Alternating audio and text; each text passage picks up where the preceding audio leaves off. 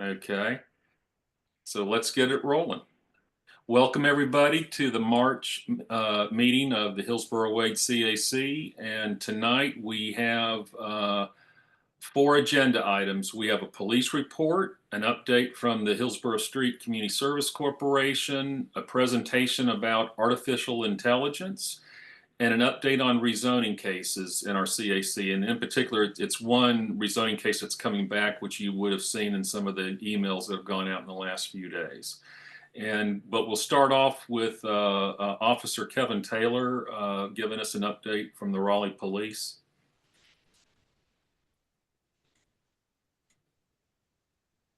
Good evening. I'm going to go over the crime stats for the month of February. I've got 2024 numbers as well as 2025 numbers, so we can have a little bit of comparison. So assaults, 13 in 2004, 18 in 25. Commercial burglaries, 1 in 24, 3 in 25. Residential burglaries, 1 last year, 2 this year. Disorderly conducts, 3 both years. Drug violations, 37 last year, 25 this year. Frauds, 17 last year, 15 this year. Larcenies, 19 last year, 20 this year. Larcenies from motor vehicles, 12 last year, 7 this year. Alcohol violations, 4 last year, 1 this year. Motor vehicle thefts, 1 last year, 10 this year. Robberies, 1 last year, 0 this year. Sex offenses, 2 last year, 2 this year. Traffic DWIs, 3 last year, 3 this year. Vandalisms, 2 last year, 3 this year. And weapons violations, 15 last year, 12 this year. So really what stands out is